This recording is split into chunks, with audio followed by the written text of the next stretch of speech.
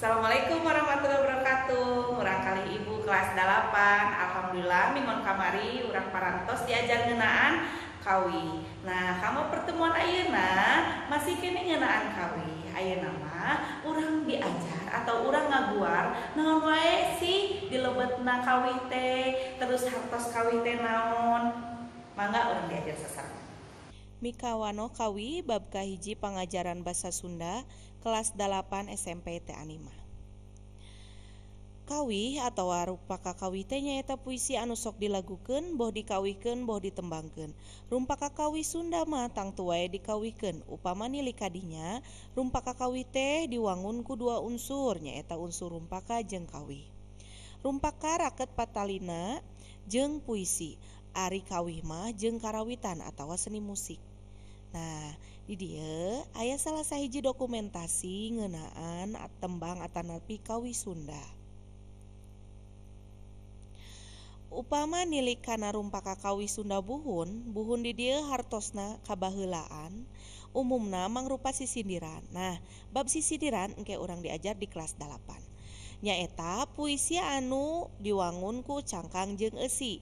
Wangun sisindiran kapanggih dina rumpaka kawi Sunda kiwari saperti anu aya dina kawi Bubuy Bulan. Nu kumaha Bubuy Bulan? Bubuy Bulan. Anu eta. Terus anu kaduana nyaeta kawi Sorban Palid. Akang Haji Sorban Palid, palidna ka Cikapundung.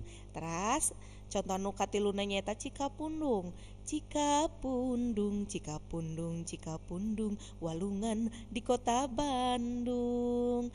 Terus nu terakhirna nyaeta kawi Es Lilin. Nah, ieu salah sahiji maestro Sunda namina Mangkoko Koswara almarhum anjeunna salah sahiji inohong kawi Sunda.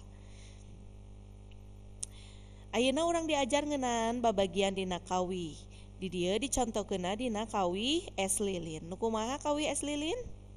Es lilin mah cece didorong-dorong, dibantun mah dibantun ka Sukajadi, abdi isin dunungan samar kaduga, sok inggis mah aduh henteu ngajadi. Ku ibu contohkeun pada kahiji hungkulnya. Nah, dina babagian dina kawi aya di dieu sebatna naon? Leres judul. Nah, anu salajengna nyaeta sagundukan ieu disebatna lamun misalnya dina bahasa Indonesia mah ieu disebatna bait. Upami dina bahasa Sunda mah namina pada nya. Upami dina sakalimahna eta disebatna padalisan. Kawi Es Lilin sanggian NN. NN di dieu hartosna nonemnya barudak. Nah, eta padalisan teh. Ayeuna mangga hidup ngadangel catetan ngeunaan materi kawi. Terus anu salajengna ieu mah kalebet kana tugas keterampilan. Tugasna dikempelkeun 2 minggon ka payung. Jadi masih keneh aya waktos laminya.